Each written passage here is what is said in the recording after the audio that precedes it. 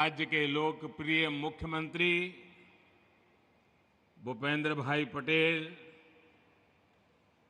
केंद्रीय मंत्रिमंडल के मेरे सहयोगी सीआर पाटिल, देश के अलग अलग भागों से इस कार्यक्रम में जुड़े हुए सभी राज्यपाल महोदय, उप मुख्यमंत्रीगण, सांसदगण, विधायकगण, अन्य जनप्रतिनिधि और विशाल संख्या में यहां आए हुए मेरे प्यारे भाइयों और बहनों, કેમ છો બધા? એકદમ મજામાં? વાહ!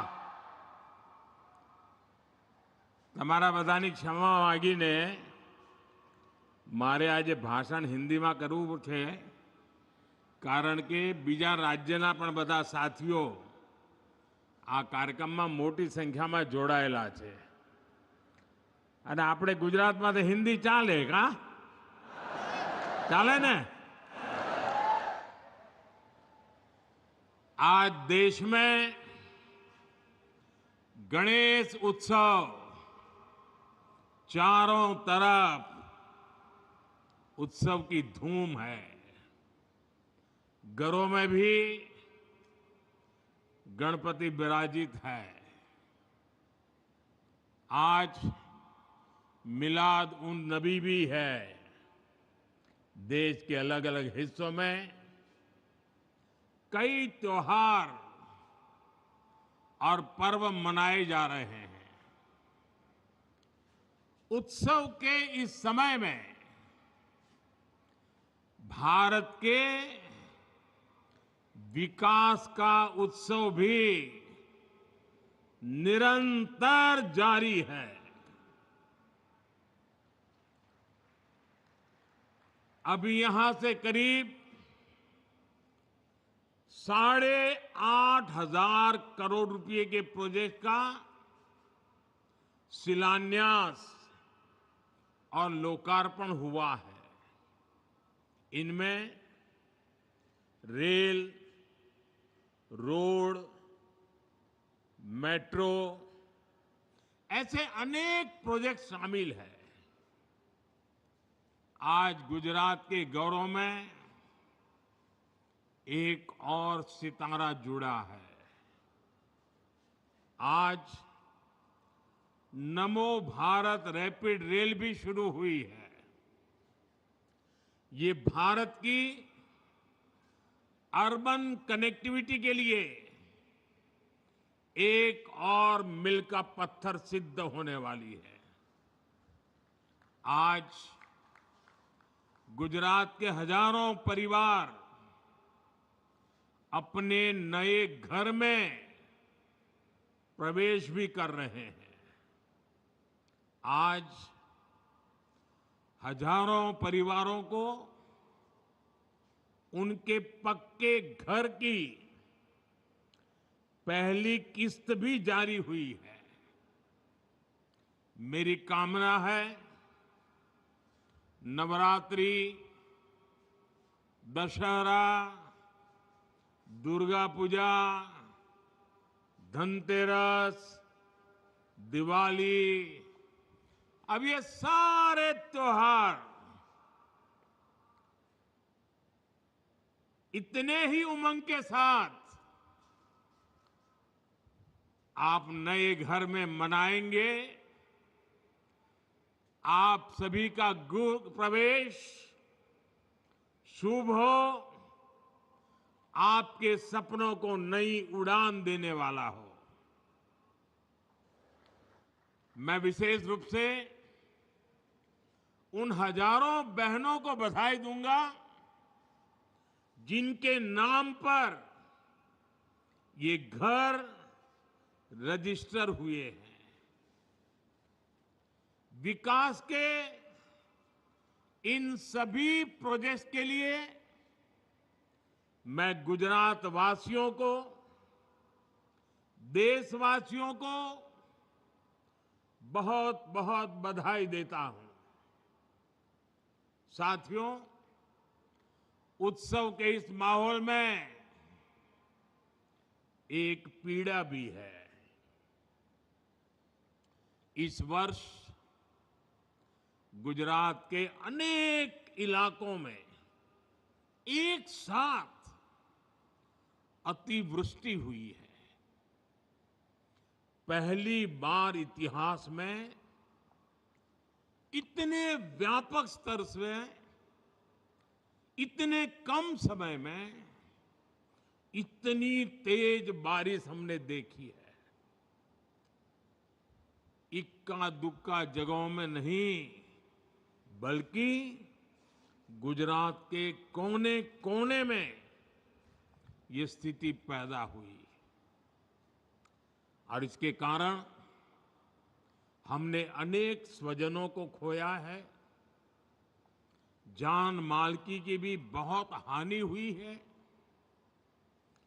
केंद्र और राज्य सरकार प्रभावितों को हर संभव राहत देने के लिए काम कर रही है। जिन साथियों का उपचार चल रहा है, मैं उनके जल्द स्वस्थ होने की कामना करता हूं। साथियों, तीसरी बार प्रधानमंत्री के रूप में शपथ लेने के बाद मैं पहली बार आज गुजरात आया हूं। आप सभी के बीच आया हूं। गुजरात मेरी जन्मभूमि है। गुजरात ने मुझे जीवन की हर सीख दी है। आप लोगों ने हमेशा मुझ पर अपना प्यार लुटाया है। और बेटा जब अपने घर आता है, घर आकर जब अपनों से आशीर्वाद लेता है, तो उसे नई ऊर्जा मिलती है। उसका उत्साह, उसका जोश और बढ़ जाता है। और इतनी बड़ी तादाद में आप आशीर्वाद देने आए, ये मेरा बहुत बड़ा सौभाग्य है। साथियों, मुझे गुजरात के आप सभी लोगों की अपेक्षा का भी एहसास है।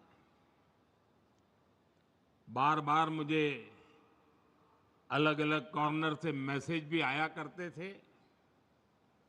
आप चाहते थे कि तीसरी बार शपथ लेने के बाद मैं जल्द से जल्द आपके बीच आऊं। और बहुत स्वाभाविक था। 60 साल के बाद देश की जनता ने एक नया इतिहास रचा है। एक सरकार को लगातार तीसरी बार देश की सेवा करने का अवसर दिया है। ये भारत के लोकतंत्र की बहुत बड़ी घटना है। और इसलिए गुजरात के मन में ये विचार आना कि हमारे नरेंद्र भाई पर तो हमारा हक है, उन्होंने तुरंत गुजरात आना चाहिए, आपकी भावना सही है। लेकिन राष्ट्र प्रथम का संकल्प दिलाकर आप ही लोगों ने मुझे दिल्ली भेजा है। मैंने लोकसभा चुनाव के दरमियान आप लोगों को, देशवासियों को एक गारंटी दी थी। मैंने कहा था कि तीसरे टर्म के पहले 100 दिन देश के लिए अभूतपूर्व फैसले लिए जाएंगे। बीते 100 दिनों में मैंने दिन नहीं देखा, रात नहीं देखा। 100 दिन के एजेंडे को पूरा करने के लिए पूरी ताकत झोंक दी। देश हो या विदेश, जहां भी जो भी प्रयास करने थे वो किए। कोई कोर कसर बाकी नहीं छोड़ी। और आपने देखा होगा, पिछले 100 दिन में